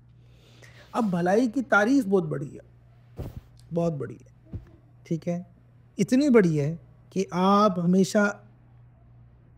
ہمیشہ اپنے آپ کو سمجھیں میں اس کام میں زیرو ہوں، تو پھر کام بنے گا. یعنی آپ اپنی طرف سے پورا کر کے تھک جائیں، اور پھر آپ کے اندر سے کوئی کہنا یار نہیں، آپ تو اتنا تو کوئی بھی نہیں کرتا، تو پھر وہ اپنے آپ کو جسے کہتے ہیں نا دبا کے اور ڈانٹ کے کہ نہیں میں نے کچھ بھی نہیں کیا. یہ ہے بھلائی، ورنہ آپ چھوڑ دیں گے. ہاں یہی بھلائی، ٹھیک ہے. میں اس پہ بہت لمبا کوئی ٹائم نہیں لوں گا آپ کو، بس میں نے آپ کو بتا دیا، بھائی یہ سمجھنے کی بات ہے. بالخصوص میں آپ کو بتاؤں جو ہم یہاں جو باہر رہتے ہیں نا، جن کے والدین ساتھ نہیں رہتے، ان کی ایک ہی خواہش ہوتی ہے کہ میرا بیٹا مجھ سے بات کرے، اور آپ نہیں کر رہے ہیں، لیکن آپ کے پاس 100 اچھے دلائل ہوں گے، مصروف ہیں آپ، لیکن وہ انتظار کرتے ہیں. اور اکثر بالخصوص جو ہماری مائیں ہیں یا جو باپ، بعض اوقات ان کا اس عمر میں آ کے نا ایک ہوتا ہے کہ یار میں اپنی بات کہوں دل کی، بس وہ سن لینا، یہی بلائی ہے. بعض اوقات کہتے ہیں پیسے بھیج تو دیے، خلاص کس طرح چل رہا ہے، خلاص چھوٹے بھائی سنبھال رہے ہیں، یا اور گھر والے ہیں وہ دیکھ رہے ہیں نا، بس کافی ہے. کافی نہیں ہے، کافی نہیں ہے، اس حوالے سے بات یاد رکھیں. تو کوئی موقع ملے تو یہ بھی کیا کریں، ایک اچھی عادت ہے. کوئی ایسی شرعی مجبوری نہیں ہے اگر جو آپ کو روکتی ہو اس کام سے، تو آپ ضرور یہ کام کریں، ٹھیک ہے. یہ بہت اہم بات ہے. جو وہ ساتھ رہنے والے ہیں بالخصوص، تو ہم نے یہ دیکھا ہے کہ وہ سارا دن کرنے کو تو کچھ نہیں ہوتا ان کو، تو وہ سارا دن انتظار کرتے ہیں کہ میرا بیٹا آئے گا گھر کام سے آئے تو میں اس سے کچھ باتیں کروں. ہم وہ بھی نہیں سن پا رہے، اگر تو you have to think about it. وہ اور کسے کہیں گے, اور کسے کریں گے بات؟ تو انہوں نے وہ آپ کو سنانا ہوتا ہے, وہ اصل میں یہ ریلیکسیشن ہوتی ہے. نہیں تو وہی جمع ہوتا رہتا, پھر وہ اپنے آپ میں سوچیں آتی ہیں, پھر سوچوں سے وہ بیمار ہوتے ہیں. ٹھیک ہے, تو یہ ایک مثال میں نے آپ کو بتائی. اس طرح کی بہت ساری مثالیں ہیں, اگر آپ اس کو غور کریں, اپنے آپ کو ذرا اس خانے میں رکھیں نا, پھر سمجھیں. ٹھیک ہے, پھر یہی بات آپ دیکھ لیں ہماری جو بچوں کی مائیں ہیں ان کے ساتھ بھی ہے. ٹھیک ہے, ویسے تو یہ جب سے سوشل میڈیا آگے کم ہو گیا تھا, لیکن جو اس چیزوں میں اتنا بیزی نہیں ہوتی ہیں وہ عورتیں واقعی اپنے شوہروں کا انتظار کر رہی ہوتی ہیں, سارا سارا دن انتظار کرتی ہیں, اور جب وہ آتی ہیں تو پھر وہ آپ کو وہ یہی ہوتا ہے نا کہ ہم لوگ چڑ جاتے ہیں بعض اوقات. وہ آپ کو کہے گی آج یہ ہوا, پتہ آپ کو آج یہ ہوا, فلانی نے آج یہ بات کہی ہے, پتہ آپ کو ہے, آج آپ کو فلانے کے بارے میں پتہ ہے آپ کو. تو وہ اصل میں اس کا مقصد وہ ساری باتیں کرنا اس لیے ہے کہ اس میں دو باتیں ہیں. ایک تو جو ہے اس سے ریلیکسیشن فیل ہوتی ہے, دوسرا ہے کہ وہ آپ سے کنیکشن اس طرح ہی اس کا قائم ہوگا, اس کا وہ کچھ نہیں ہے کرنا ہے کہ بھی انڈرسٹینڈ دس. تو اسے چرا نہ کریں, لسن ٹو اٹ, سننا ہی ہے نا بھائی, سن لو. ٹھیک ہے نا. اب ہم کہتے ہیں یار سارا دن نہیں چغلی, یہ اچھا میں بتاؤں, اگر آپ کی بانڈنگ اور کیمسٹری اچھی ہے نا بینگ ہسبینڈ, تو آپ ان چیزوں کو بڑے آسانی سے کنٹرول کر سکتے ہیں, بہت ایزی. ٹھیک ہے, سرٹن رسپانسز کے ساتھ آپ چیزوں کو بڑی آسانی سے تبدیل کر سکتے ہیں, آپ کو بات بڑی آسانی کے ساتھ, دیٹ از آرٹ. ٹھیک ہے نا, تو وہ آرٹ آنی چاہیے نا آپ کو. ٹھیک ہے, تو یہ ساری باتیں آپ سمجھیں. مطلب کہنے کا میرا یہ ہے کہ بعض کو لوگ ڈانٹ دیتے ہیں, دل توڑ دیتے ہیں, جو ہے وہ کہتے ہیں سارا دن تو جو ہے وہ لوگوں کی سنتا رہتا ہوں, یہاں سے بھی جو ہے تمہاری باتیں سنتا رہوں. ٹھیک ہے, واللہ کہتے ہیں ایسا بس کر دیں ماں جی, آپ کو تو کام ہی کوئی نہیں ہوتا اور یہی باتیں کرتے رہتے ہیں آپ. I mean these kind of things. ٹھیک ہے, تو یہ نہیں ہونا چاہیے. رسپانس اچھا ہو. دیکھو قرآن کیا کہتا ہے آپ کو, قرآن کہتا ہے کہ حسن اچھے انداز سے بات ہو سکتی ہے نا, تو گو فار اٹ. ٹھیک ہے, آپ اچھے انداز سے ٹالنا ہی ہے نا. اگر آپ نے یہ بات موڑنی ہے تو اچھے انداز سے موڑے نا. مجھے بڑا اچھا لگتا ہے وہ ایک واقعہ ہے سرکار جان عالم صلی اللہ تعالیٰ علیہ وآلہ وسلم, میں بہت دفعہ سوچتا ہوں اس کو, اکثر سوچتا ہوں. ٹھیک ہے, وہ حضرت عائشہ صدیقہ طیبہ طاہرہ رضی اللہ تعالیٰ عنہ تشریف لے کر آئیں, تو وہ ہماری ایک اور ام سلمہ رضی اللہ تعالیٰ عنہ تشریف فرما تھی. تو وہ آئے کہ وہ پیالہ تھا, وہ کوئی انہوں نے جب دیکھا تو سرکار کے پاس بیٹھی ہیں ام سلمہ, تو چھوٹی عمر کی تھی نا, ذرا چھوٹی عمر میں ذرا ایک جو وہ چنچل پن ہوتا ہے نا وہ زیادہ ہوتا ہے. ٹھیک ہے نا, وہ اس میں یعنی آپ کو تو عمر چھوٹی ہو تو تیزی بھی زیادہ ہوتی ہے, برداشت اور وہ صبر کا معاملہ تھوڑا ڈفرینٹ ہوتا ہے. تو حضرت عائشہ صدیقہ طرح نے ریاکٹ کیا فوراً اس بات پہ. ٹھیک ہے, ام سلمہ ذرا عمر میں بڑی ہیں, تو پھر انہوں نے اس بات کے بتا وہ نہیں لیا, تو وہ سمجھتی تھی اس بات کو. اور پھر ظاہر ہے وہ امہات المؤمنین خود پرین ہے رسول اللہ صلی اللہ علیہ وسلم کی, کوئی عام عورت نہیں. تو اچھا انہوں نے جب ریاکٹ کیا نا, تو انہوں نے جو ہے نا وہ اس کو عربی میں غیرہ کہتے ہیں, غیرت. یہ غیرت والی غیرت نہیں ہے جو ہم اپنے یہاں معروف سمجھتے ہیں. تو اس غیرہ کے اندر آپ نے پیالہ زمین پہ توڑ دیا, وہ لے کر آئی تھی بنا کر, تو آپ نے کہا اس میں سے کھائیں. ام سلمہ کہنے نہیں پیا, تو لیکن آپ اس میں کھائیں گے ابھی. انہوں نے کہا نہیں میں تو نہیں کھاؤں. تو انہوں نے پکڑ کے وہ پیالہ جب زمین پہ مارا نا, لوہے سے رکھا, تو وہ ٹوٹ گیا. جب وہ ٹوٹ گیا نا, تو اب یہاں پہ رسول اللہ صلی اللہ علیہ وسلم کا جو انداز تھا نا وہ مجھے بڑا ہی پسند ہے. سبحان اللہ. اب رسول اللہ صلی اللہ علیہ وسلم نے کہا تم نے کیا کر دیا, یہ کیا ہو گیا؟ نہیں, رسول اللہ نے مسکرانا شروع کر دیا. ٹھیک ہے, اور ہنستے ہنستے کہتے ہیں سلمہ رضی اللہ کو, دیکھو عائشہ کو جو ہے نا تمہاری وجہ سے غیرت ہو گئی ہے, تو تم ایسا کرو کہ اب یہ تو جو ہے وہ ایسا کریے تم, اب اس کے جواب میں یوں کرو کہ اس کو یہاں سے پکڑو انگلی سے اسی دلیے کو, اور اس کو جو ہے نا اس کے چہرے میں سے کہ لگا دو. ٹھیک ہے, تو آپ نے اس ایک ہوتا نا کہ ایکسٹریم قسم کے, ایک غصیدے قسم کے سین کو آپ نے اس کو کیسے خوبصورتی کے ساتھ ایک ہستی مسکراتے مزاح والے لائٹ موڈ کے اندر کنورٹ کیا. تو یہ ہے کمال, یہ آپ کو آنا چاہیے. ٹھیک ہے, تو یہ چیزیں انسان یہاں پہ اصل میں بعض ہوتا ہے کہ ہم لوگ بعض اوقات چیزوں کو بہت بگاڑ دیتے ہیں، فور ہمارا ریاکشن خراب کر دیتا ہے چیزوں کو، تو وہ نہ کریں، تھوڑا سا ٹھہر جائیں، ٹھیک ہے، اور اچھے انداز سے سمجھا دیں. اب دیکھیں اس میں نصیحت بھی تھی، اس میں بات سمجھانا بھی تھی، اس میں چیزوں کو لائٹ کرنا بھی تھا، ٹھیک ہے. تو وہ سارا کچھ آپ نے بڑے اچھے طریقے کے ساتھ رسول اللہ صلی اللہ علیہ وسلم نے یہ بھی کہہ دیا کہ دیکھو عائشہ نے جو کیا وہ ایسے نہیں، وہ ایک فطری عمل تھا، عورتوں میں ہوتا ہے، وہ they get jealous of thing. خیر وسلم کی بات پہ اللہ حضرت ام سلمہ کو بات کیا تھا. جی وہ پھر گیا بھی، تو وہ پھر اب سمجھیں اس بات کو، تو وہ رسول کریم نے یہ بھی بتا دیا، رسول کریم صلی اللہ علیہ وسلم نے اس کو لائٹر بھی کروا دیا، خود بھی مسکرا دیے، کہا کہ ٹھیک ہے میں سمجھتا ہوں ان باتوں کو، ٹھیک ہے، ادھر بھی سمجھا دیا اور ادھر بھی سمجھا دیا. تو یہ ایک مثال ہے، لیکن ظاہر ہے مختلف سینیریوز میں آپ اس طرح کی باتوں کو اچھی طرح سمجھ سکتے ہیں. تو میں یہ کہتا ہوں یہی بات کہ اللہ نے ہمیں جو سکھایا وہ سکھایا کہ ہم نے لوگوں سے اچھے انداز سے بات کرنی ہے. تو اگر مثال کے طور پہ ایک برا انداز ہے یا چلو 10 برے انداز ہیں، تو میں یقیناً یہ بات آپ کو کہہ رہا ہوں کہ 100 اچھے انداز میں آپ وہ کیوں نہیں ٹرائی کرتے، وہ کرنے کی کوشش کریں، میں تبدیلی لے کر آئیں، ٹھیک ہے. تو بس وہ آپ کریں گے تو انشاءاللہ آپ کو معاملہ ہوگا. اچھا حقوق العباد میں آپ سے مقدم جیسے میں نے کو بتا دیا، والدین کا حق ہے، تو اس کے بعد پھر باقی رشتہ دار ہیں، پھر غیر ہیں، ہمسائے ہیں، پھر آپ کے دوست احباب ہیں، پھر وہ ہے جو آپ کے اندر آتے ہیں، ٹھیک ہے. یہ سارے وہ لوگ جو میں ان کا ہے. پھر اس میں جو غیر ہیں، غیروں میں سب سے پہلے جن کا حق ہے وہ یتیموں کا، اور پھر اس کے بعد مساکین کا، ٹھیک ہے. اس پہ تو بہت ساری گفتگو ہے، بس وہ مطلب کہنے کا وہ یہی تھا جو میں نے آپ کو عرض کر دیا. وَإِذَا أَخَذْنَا مِيثَاقَكُمْ لَا تَسْفِكُونَ دِمَاءَكُمْ وَلَا تُخْرِجُونَ أَنفُسَكُم مِّن دِيَارِكُمْ ثُمَّ أَقْرَرْتُمْ وَأَنتُمْ تَشْهَدُونَ. اور یاد کرو جب ہم نے تم سے عہد لیا کہ آپس میں کسی کا خون نہ بہانا اور اپنے لوگوں کو اپنی بستیوں سے نہ نکالنا، پھر تم نے قرار بھی کر لیا اور تم خود اس کے گواہ ہو. یعنی اے یہودیوں وہ وقت کو یاد کرو کہ جب ہم نے تمہارے آباء و اجداد سے تورات میں عہد لے لیا تھا کہ تم آپس میں کسی کا خون نہیں بہاؤ گے اور اپنے لوگوں کو اپنی بستیوں سے نہیں نکالو گے. تم نے اس بات کا عہد کیا اور جو ہے وہ تم خود اپنے آباء و اجداد کے اس اقرار کے گواہ بھی ہو، ٹھیک ہے.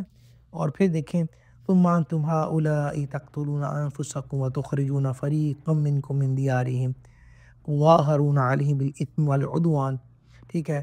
اور پھر یہ تم ہی ہو جو اپنے لوگوں کو قتل بھی کرنے لگے اور اپنے میں سے ایک گروہ کو ان کے وطن سے بھی نکالنے لگے. تم ان کے خلاف گناہ اور زیادتی کے کاموں میں مدد بھی کرتے ہو. وَإِن يَأْتُوكُمْ أُسَارَىٰ تُفَادُوهُمْ وَهُوَ مُحَرَّمٌ عَلَيْكُمْ إِخْرَاجُهُمْ، ٹھیک ہے. اور فرمایا کہ اور اگر وہی قیدی ہو کر تمہارے پاس آئیں تو تم معاوضہ دے کر انہیں چھڑا لیتے ہو، ٹھیک ہے، حالانکہ تمہارے اوپر تو ان کا نکالنا ہی حرام ہے، ٹھیک ہے. أَفَتُؤْمِنُونَ بِبَعْضِ الْكِتَابِ وَتَكْفُرُونَ بِبَعْضٍ، ٹھیک ہے. تو فرمایا یہاں پہ سوال ہے تو کیا تم اللہ کے بعض احکامات کو مانتے اور بعض سے انکار کرتے ہو؟ فَمَا جَزَاءُ مَن يَفْعَلُ ذَلِكُم مِّنكُمْ إِلَّا خِزْيٌ فِي الْحَيَاةِ الدُّنْيَا وَيَوْمَ الْقِيَامَةِ يُرَدُّونَ إِلَىٰ أَشَدِّ الْعَذَابِ وَمَا اللَّهُ بِغَافِلٍ عَمَّا تَعْمَلُونَ. تو یہ کہا کہ تو جو تم میں ایسا کرے اس کا بدلہ دنیاوی زندگی میں ذلت و رسوائی کے سوا اور کیا ہے، اور قیامت کے دن انہیں شدید ترین عذاب کی طرف لوٹایا جائے گا. اللہ تمہارے اعمال سے بے خبر نہیں ہے. أولئك الذين اشتروا الحياة الدنيا بالآخرة فلا يخفف عنهم العذاب ولا هم ينصرون. فرما دیا اللہ تعالیٰ نے کہ یہی وہ لوگ ہیں جنہوں نے آخرت کے بدلے دنیا کی زندگی خرید لی، تو ان سے نہ تو عذاب ہلکا کیا جائے گا اور نہ ہی ان کی مدد کی جائے گی، ٹھیک ہے. تو یہاں پہ وہی بات حضور جان عالم صلی اللہ علیہ وسلم کے مقدس زمانے میں موجود یہودیوں کے عجیب و غریب قسم کے جو طرز عمل تھے اور ان کی زندگی ہے اس کا خاکہ اگر آپ ان چیزوں کو باری باری کہیں لکھتے نہیں اور ذرا ایک خاکہ بنا کے دیکھنا تو آپ کو اندازہ ہوگا کہ وہ اصل میں کس مزاج کے لوگ تھے، کس طرح کے لوگ تھے. اب ایک اور بات بتا دی گئی تو 3 طرح کے حکم دیے گئے تھے. ایک تو یہ تھا کہ ایک دوسرے کو قتل نہیں کرو گے، دوسرا تھا ایک دوسرے کو جلا وطن نہیں کرو گے، تیسرا یہ تھا کہ وہ اپنی قوم سے کسی مرد عورت کو اس حال میں پائیں کہ اسے غلام یا لونڈی بنا لیا گیا ہے تو اسے خرید کر آزاد کریں گے. اب نسل در نسل ہی چلتا رہا کہ مدینہ منورہ کے گرد و نواح میں آباد یہودیوں کے 2 قبائل بنی قریظہ اور بنی نضیر اس سے منتقل ہوئے۔ اب مدینہ شریف کے مشرکوں کے 2 قبیلے اوس اور خزرج رہتے تھے۔ بنی قریظہ اوس قبیلے کے حلیف تھے، یعنی ان کے ساتھ ساتھ رہنے والے تھے، اور بنی نضیر خزرج قبیلے کے حلیف تھے۔ ہر ایک قبیلے نے اپنے حلیف کے ساتھ قسم اٹھا رکھی تھی کہ اگر ہم میں سے کسی پر کوئی حملہ آور ہوا تو دوسرا اس کی مدد کرے گا۔ یہ آپس میں ان کا ایک اگریمنٹ تھا۔ جب اوس اور خزرج کے درمیان جنگ ہوتی تو بنی قریظہ اوس کی اور بنی نضیر خزرج کی مدد کے لیے آ جاتے اور اپنے حلیف کے ساتھ ہو کر آپس میں ایک دوسرے پر تلوار چلاتے، اور بنی قریظہ جو ہے وہ بنی نضیر کو اور بنی قریظہ کو قتل کرتے اور ان کے گھر ویران کر دیتے اور انہیں ان کی رہائش گاہوں سے نکال دیتے۔ لیکن جب ان کی قوم کے لوگوں کو ان کے حلیف قید کر لیتے تو یہ ان کو مال دے کر چھڑا لیتے۔ یعنی اگر بنی نضیر کا کوئی شخص اوس قبیلے کے ہاتھ میں گرفتار ہوتا ہے تو بنی قریظہ اوس قبیلے کو مالی معاوضہ دے کر اس کو چھڑا لیتے، حالانکہ اگر وہی شخص لڑائی کے وقت ان کے ہاتھ آ جاتا تو یہ ہرگز اس کے قتل کرنے میں دریغ نہیں کرتے تھے۔ تو لوگوں نے ان سے کہا کہ تم عجیب لوگ ہو، ایک دوسرے کو قتل بھی کرتے ہو، فدیہ دے کر چھڑا بھی لیتے ہو۔ تو یہودیوں نے کہا ہمیں تورات میں حکم دیا گیا ہے کہ ہم اپنے قیدیوں کو فدیہ دے کر چھڑا لیں۔ اس پر ان سے کہا گیا کہ پھر تو تم دوسرے کو قتل کرتے ہو، حالانکہ تورات میں تو یہ بات بھی منع کی گئی ہے۔ تو یہودی نے کہا جنگ کے دوران دوسرے کو قتل کرنے سے اگرچہ ہمارا اللہ تعالیٰ کے ساتھ یہ کیا ہوا عہد تو ٹوٹ جاتا ہے، لیکن ہمیں اس بات سے شرم آتی ہے کہ ہمارے حلیف ذلیل نہ ہو جائیں جو ہمارے ساتھ، جن کے ساتھ ہمارا سیٹ اپ ہے، کیونکہ اگر ہم نے ایک دوسرے کو قتل اور جلا وطن نہ کیا تو اس سے ہمارے حلیفوں کی ذلت ہو جائیں گی، اور فدیہ دے کر چھڑا لینے میں چونکہ ذلت نہیں ہے تو اس لیے ہم جو ہے وہ اپنی مرضی سے سیٹ اپ چلا دیتا ہے۔ ٹھیک ہے، تو یہ ان کا ایک انداز تھا۔ تو اس حوالے سے اس حرکت کے اوپر یہودیوں کی ان کے اوپر ملامت کی جا رہی ہے یہاں پہ، اور کہا جا رہا ہے کہ تم جو یہ جو حرکتیں کرتے ہو، 2 رنگی جو تم لوگوں کے اندر ہے، اپنی مرضی کا جو سٹائل ہے دین کے اوپر عمل کرنے کا، اس بات سے بچ جاؤ۔ یہاں پہ ساری بات کا جو مقصد ہے وہ یہی ہے جو میں نے ابھی آخری بات کی ہے، اپنی مرضی کے سٹائل کا دین، جتنا مجھے اچھا لگتا ہے، جیسا میں سمجھتا ہوں نا ویسا دین ہونا چاہیے، ایسا نہیں ہے۔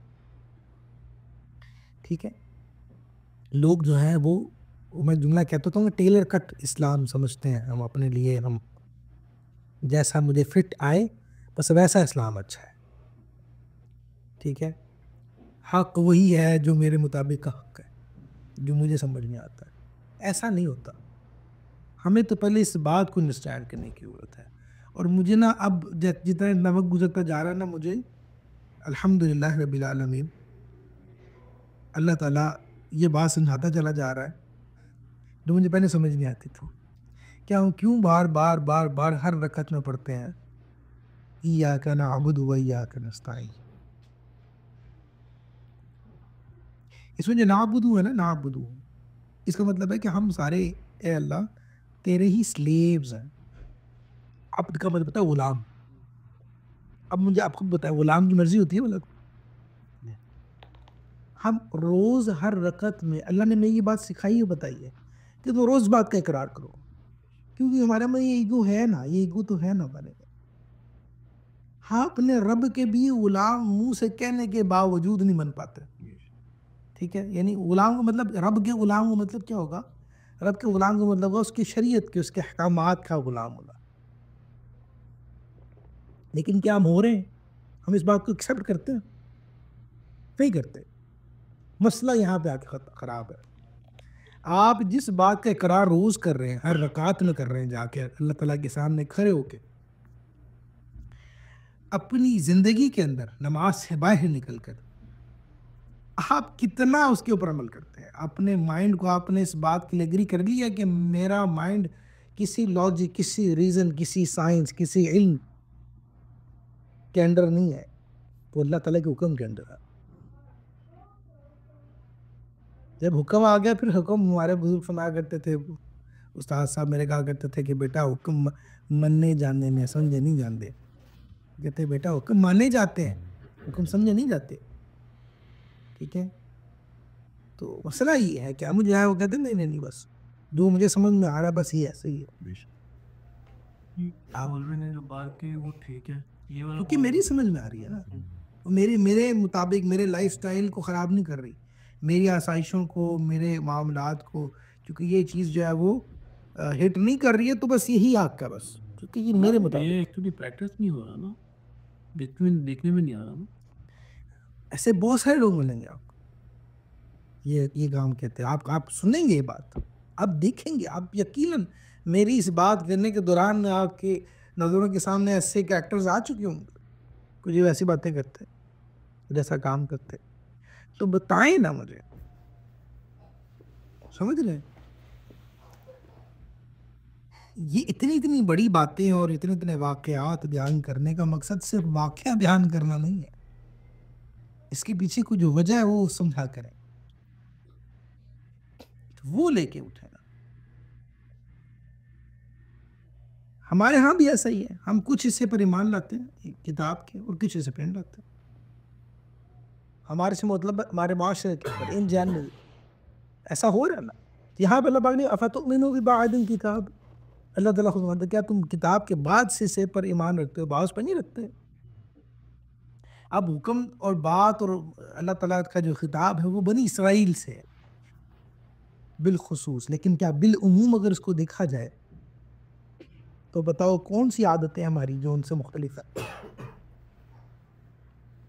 کس بات پر ہوتے ہیں؟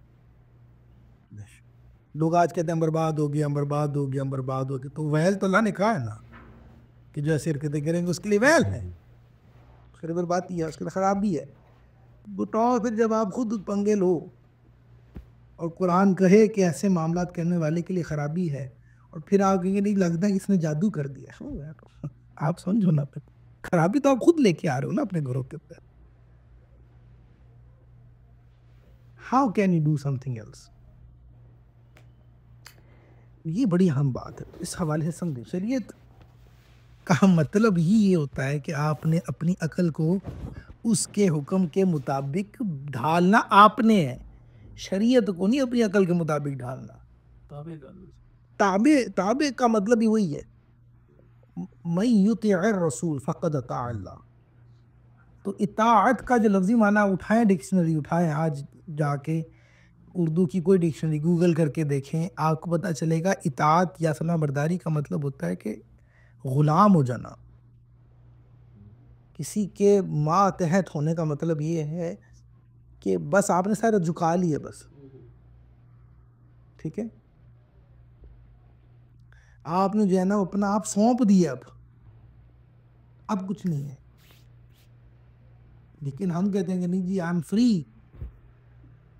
میں اکثر کہتا ہوں فری نہیں ہے بھائی، آپ اس بات کو پہلے سمجھیں، پہلے تو یہ بات سمجھیں، we are not free people, we are not free. Freedom کا ایک لفظ استعمال ہوتا ہے، میں پھر وہی جب پھر یاد آ گیا وہ ماڈرنزم اور مادیت پرستی، میٹریلزم. فریڈم کی جو ڈیفینیشن آپ نے آج تک پڑھی اور سمجھی ہے نا، وہ نہیں ہے فریڈم. جو ویسٹرنائزیشن نے ہمیں فریڈم بتائی ہے، اس کا مطلب ہے کہ فریڈم کا مطلب یہ ہوتا ہے کہ آپ ہر مذہب سے، ہر بات سے، ہر شے سے آزاد ہیں، کسی کی آپ پہ نہیں چلتی. اسلام کا مزاج یہ نہیں ہے آپ کو دیا ہوا. اسلام نے آپ کو مزاج دیا کہ آپ فری نہیں ہیں، آپ غلام ہیں رسول اللہ صلی اللہ علیہ وسلم، آپ اللہ کی شریعت کے غلام ہو.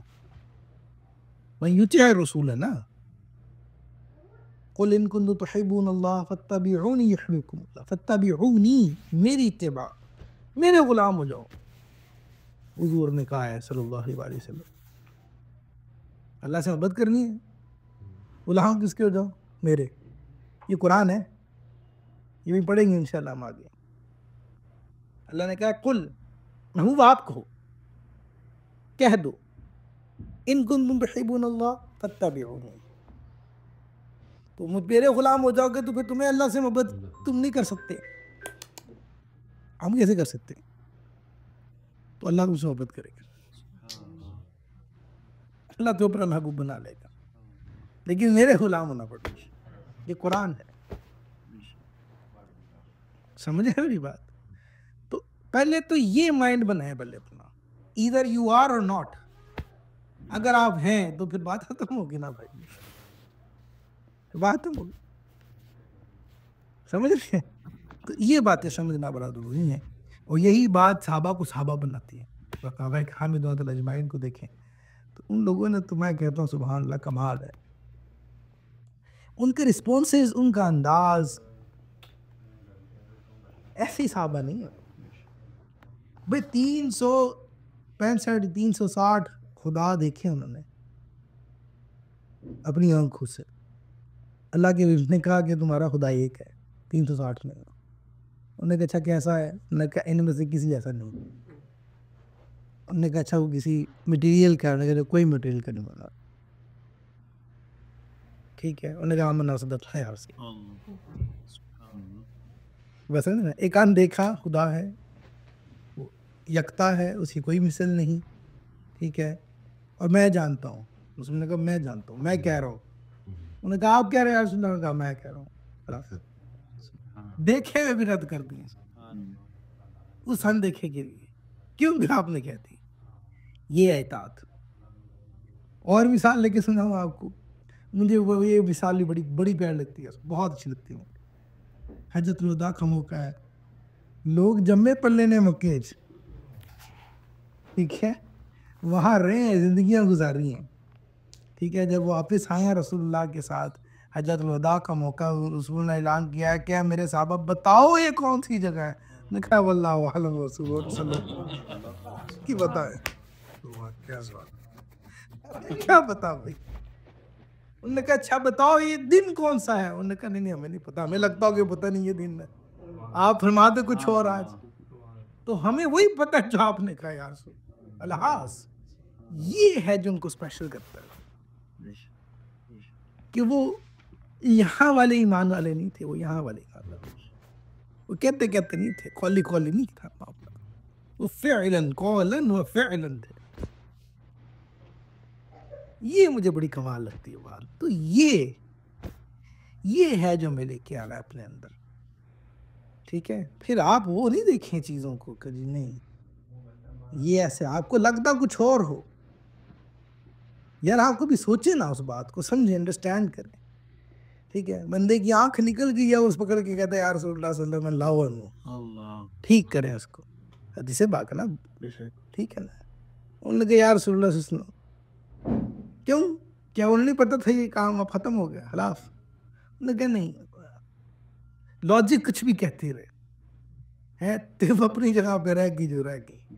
میں جانتا ہوں رسول اللہ صلی اللہ علیہ وسلم نے اگر کہہ دیا تو ہو جائے گا. That was their belief. کمال ہے یار, سمجھ رہے ہیں آپ اس اسٹیٹ آف مائنڈ کو سمجھے نا. ایک بندے کی ٹانگ ٹوٹ گئی, کہتے ہیں یا رسول اللہ صلی اللہ علیہ وسلم ٹوٹ گئی, جوڑ بھی دیں. ایک بندے کی شادی, بچی کی شادی نہیں ہو رہی, خوشبو چاہیے, تو آ کے کہتا ہے یا رسول اللہ صلی اللہ علیہ وسلم خوشبو چاہیے, تو وہ بھی آپ سے چاہیے. ٹھیک ہے. تو سرکار سے نے پسینہ شریف نکال کے دے دیا. میں کہا جا رہا جانا لیں گے. کوشچن نہیں کیا بیٹھ کے, انہوں نے کہا یہ کیا ہے یا رسول اللہ صلی اللہ علیہ وسلم, یہ نہیں کہا کہ وہ دکھایا نا مجھے کہ حدیث پاک میں کہا ہو, نہیں کہا. بلکہ الٹا صحابہ کرام کہتے تھے کہ ہمیں دیکھنا ہوتا نا کہ رسول اللہ صلی اللہ علیہ وسلم کہاں ہیں, تو ہم باہر نکل کے نا ایسے خوشبو سونگا کرتے تھے, جہاں سے آتی تھی اس طرف نکل پڑتے تھے. یہ پتا تھا کہ گزرے جس راہ سے ہو سید والا ہو, ہیں رہ گئی ساری زمین امبر سارا ہو کر. جہاں جاتے تھے پتہ تھا کہ سرکار خوش. پھر وہ اچھا, پھر وہ صحابی جو تھے, ان باقی صحابہ کا, چلو کوئی بندہ کہتا نا ایک صحابی کا شاید ہو سکتا ہے کہ وہ جو آج کا کوئی ذہن کا آدمی ہوتا ہے, نہیں وہ تو تھا ہی اس طرح کا, شخصیت پرست تھا شاید. وہ آج کل کا دور کا آدمی ایسی باتیں کرتا ہے نا ہمارے ساتھ, کہ وہ جو چلو عقیدت میں اندھا تھا شاید.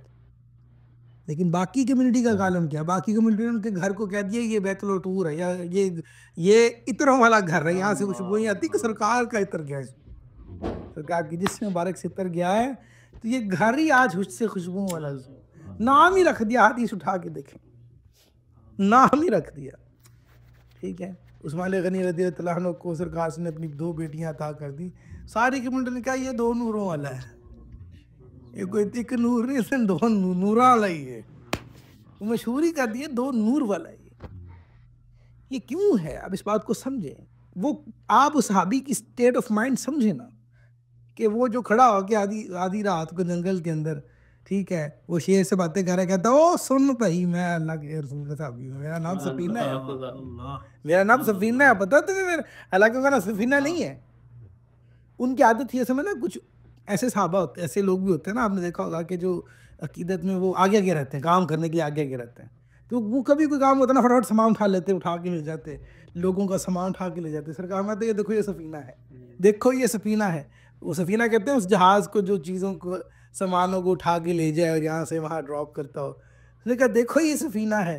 تم نے کہا بھائی آج سے آپ نے سفینہ کہہ دیا، آج سے جو میری ماں میرے پیو نے رکھا نا نام وہ ختم، آج سے میں سفینہ ہی ہوں بس.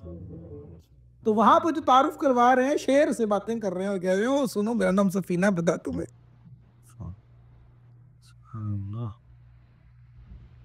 سمجھ رہے ہیں؟ تو یہ کوئی وہ لوگ نہیں ہے کہ جن کو آپ شاید سمجھتے ہیں کوئی دیوانہ ہو، کوئی مجذوب ہو. میں ان کی باتیں نہیں کر رہا آپ سے. یہ وہ لوگ ہیں جو جنگیں کرتے ہیں، جو فتح کرتے ہیں، ٹھیک ہے، جو بھی بچے رکھتے ہیں، جو شریعت کے اوپر باقاعدہ عمل کرنے والے لوگ ہیں. لیکن ان کا وہ جو اطاعت والا جو جذبہ ہے نا وہ اس لیول کا ہے. حضرت علی باب العلم ہیں، حضور نے فرمایا کہ علم کا دروازہ یہی ہے. اتنا عقل والا، اتنا فہم والا کہ باقی تمام صحابہ کرام نے شورا میں رکھا، ہمیشہ مشاورت ہوتی ہے، آپ فرماتے ہیں معاملات اس کے مطابق چلتے ہیں. اتنی بڑی شخصیت، اتنا بڑا علم، اتنا بڑا مقام، کئی علموں کے موجد ہیں آپ، باقاعدہ کئی علوم کے موجد ہیں آپ، ٹھیک ہے. اتنا علم رکھنے والا اپنا نام کیا رکھتا ہے؟ انہوں کہ جب سے رسول اللہ نے ابو تراب کہا ہے نا بس میرا دل ہی نہیں کرتا کہ اپنا وہ کچھ ہو، میں ہوں ہی تراب، میں تو ہی مٹی والا. کیوں؟ سرکار نے تراب کہا ہے. یہ کیوں ہے؟ آپ اس کو انڈرسٹینڈ کریں. یہ ہے وہ مائنڈ آف سیٹ. یہ مائنڈ سیٹ لے کر آؤ نا یار. کیوں نہیں لے کے آتے؟ میں تو آپ کو کہہ رہا ہوں وہ کرو جو صحابہ نے کیا ہے. سمجھ رہے ہیں؟ مثالیں تو بڑی ہیں، میں آپ کو بتاؤں اتنی میرے اس وقت ایک وہ لائن کھل گئی ہے بہت بڑی. صحابہ کرام کی زندگی تو ہم نے پڑھا نہیں، ہم نے ان کے ریاکشنز کو نہیں پڑھا، مختلف معاملات میں انداز. آپ کو پتا کہ صحابہ کرام کے ہاں انداز کیا تھا رسول اللہ کی بارگاہ میں حاضر ہو کے بات کرنے کا؟ پتہ ہے آپ کو؟ وہ جب بھی سرکار کی بارگاہ میں آتے نا تو اسٹارٹ پتہ ہے کیسے کہتے تھے؟ بی ابی و امی یا رسول اللہ، بات میں کروں ایک ہاتھ سے. کیا کہتے تھے کہ میرے والدین آپ پہ قربان جائیں. کہ ہم نہیں پڑھا تھا والدین سے احسان کرنا؟ انہوں نے کہا احسان اس سے بڑا کیا ہو سکتا ہے کہ آپ پہ قربان ہو جائے. تو بات اسٹارٹ یہاں سے کرتے تھے، بی ابی و امی یا رسول اللہ صلی اللہ علیہ وسلم. حضور کی گال نہ کرا میرے والدین قربان ہو دیتے. سمجھے اس بات؟ اور یہ کوئی جو بات کرنے والا نا بھی ابھی وہ امی کہنے والا، یہ کوئی عام آدمی نہیں ہے، وہ اہل عرب میں سے ہے، فصیح لوگوں میں سے، جن کو پتہ ہے اس کا مطلب کیا ہے. آپ کو نہیں پتہ اس کا مطلب کیا ہے. آپ شاید ابھی ترجمے میں رہ گئے ہیں، والدین میں والدین ہی لے رہے ہوں گے. نہیں، جب بھی ابھی وہ امی کہا جاتا ہے تو اس کا مطلب یہ ہے کہ دنیا میں بہترین، ہر شے سے اچھے، افضل، اعلیٰ، ہر دولت، ہر مقام، ہر مرتبے میں سب سے اوپر والدین ہوتے ہیں. تو یا رسول اللہ، چونکہ میں کہہ رہا ہوں بھی ابھی وہ ہوں یا رسول اللہ، تو یا رسول سارا کشیدہ رہتے قربان، ہر شے. وہ ابو بکر صدیق رضی اللہ تعالیٰ عنہ صحابہ میں سب سے حلیم طبیعت کے آپ. وہ سب سے حلیم طبیعت والے کا عالم یہ ہے کہ آپ کے والد نے بات کی تو آپ نے مار کے آگے تھپڑ. کیسے آپ نے کہا کہ سرکار کے بارے میں بات نہ پھر آگے روئے. سرکار نے پھر فرمایا کہ نہیں ابو بکر ایسے نہیں کرنا تھا، دعا فرمائی وہ مسلمانوں کی. اطاعت is the very important part. ٹھیک ہے، یہ وہی بات کروں گا کیونکہ ابو بکر صدیق رضی اللہ تعالیٰ عنہ کون ہے؟ ابو بکر صدیق رضی اللہ تعالیٰ عنہ بہترین تاجر آدمی ہے، دنیا میں پھرنے والے آدمی ہے، ٹریول کرنے والا شخص ہے نا، تاجر ہیں. یہ کوئی ایسا نہیں ہے کہ آپ سمجھتے ہو کہ کوئی شاید کوئی ایسا آدمی جس دنیا کا ایکسپوجر نہ لیا ہو کبھی، یہ تو چلو ہے ہی دیوانہ آدمی. نہ ایسا نہیں ہے. آپ کا نام ابو بکر ہے، اونٹوں والا. اس کا مطلب پتہ کیا ہے؟ جیسے آج آپ کسی بندے کو یاد کریں کہ یار یہ لینڈ کروزر والا شخص، یہ گڈیاں والا آدمی ہے، بندہ بہترین ہے، کہتے ہیں کہ نہیں کہتے؟ اسی طرح آپ کا لقب ہے ابو بکر، یہ اونٹوں والا ہے. اس وقت کی بہترین سواری ہے اونٹ، اس وقت کی لینڈ کروزر ہے اونٹ. اس شخص کی بات ہو رہی ہے. وہ شخص کا انداز دیکھیں رسول صلی اللہ علیہ وسلم کرنے کا، ٹھیک ہے. ہم یہ والی سائڈس کیوں نہیں اٹھاتے نا؟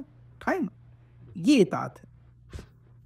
تو بہرحال یہ پھر مجھے اب یہاں پہ حضرت علی یاد آ گیا، سبحان اللہ، ہے کہ وہ پتہ ہے کہ باہر کھڑے ہیں دشمن، رسول اللہ نے کہا کہ یہاں پہ سو جاؤ، بس ہو گیا.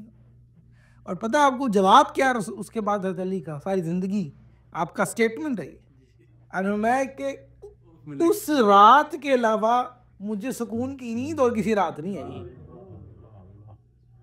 کیونکہ مجھے اس بات کا یقین تھا میں نے اٹھنا ہی اٹھنا. سو کیونکہ حضور نے کہا تھا کہ علی امانتیں واپس کرنا اور پھر واپس آنا، مجھے پتا تھا میں امانتیں واپس بھی کروں گا اور واپس بھی آؤں گا. See, this is ایمان. سمجھ رہے؟ تو یہ تو ہمیں اصل میں ان باتوں کو سمجھنا چاہیے. تو جو یہ نہیں کرتے اس کے بارے میں پھر جو ہے فرمایا کہ وہ لوگ جو اپنی آخرت کے اندر یعنی اس طرح سے نہیں سوچتے ہیں اور اس طرح سے مکمل دین پہ عمل نہیں کرتے ہیں تو دنیا میں جو گم جاتے ہیں. فرمایا کہ پھر وہ اس طرح کیا ہے کہ ان کی زندگی میں بھی رسوائی ہے. اب دیکھیے زندگی میں بھی لوگ ڈپریشن کے مریض ہیں، زندگی میں بھی جناب جو ہے وہ سکون نہیں مل رہا، پیسہ بھی کما لیا، معاملات بھی ہو گئے، نیند نہیں آ رہی، خرابی پڑی ہے، گھر میں لڑائی جھگڑے ختم نہیں ہو رہے، بیماریاں آ رہی ہیں. سمجھو بھائی، سمجھو ٹھیک ہے. تو فرمایا کہ یہاں بھی ذلت و رسوائی ہے اور آخرت میں تو پھر ہے ہی. اللہ کہتا ہے کہ جو پھر جب آپ پوری طرح نہیں کر پائیں گے تو پھر there are things، پھر you have to face the consequences. ٹھیک ہے، آپ کو ان تمام چیزوں کی طرف. تو پھر وہی بات ہے کہ رسوائی ہوئی. پھر بنی اسرائیل کی دنیا میں رسوائی کے بنی قریظہ 3 ہجری میں مارے گئے، بنی نذیر اس سے پہلے جلا وطن کر دیے گئے ہیں، پھر در بدر ہوئے. ٹھیک ہے، جو تیرے در سے یار پھرتے ہیں در بدر یوں ہی خار پھرتے ہیں. ٹھیک ہے، تو پھر وہی والی بات تھی کہ ان کے ساتھ یہ معاملات ہوئے. پھر فرمایا کہ پھر اللہ تعالیٰ جو ہے وہ تمہاری نافرمانیوں سے غافل نہیں ہے، تمہارے لیے وہ سارے معاملات ہیں، وہ جب سب چیزیں ہیں وہ تمہارے ساتھ ہیں. اللہ تعالیٰ سے بس دعا کرتے ہیں اللہ تعالیٰ ہمیں قرآن پاک کو سمجھنے، ان کو اپنی زندگیوں کے اندر لے کر آنے، ان احکامات عمل کرنے، دوسروں کو بیان کرنے کی توفیق نصیب کرے. وَأَقُولُ قَوْلِي هَٰذَا أَسْتَغْفِرُ اللَّهَ لِي وَلَكُمْ وَآخِرُ دَعْوَانَا الْحَمْدُ لِلَّهِ رَبِّ الْعَالَمِينَ.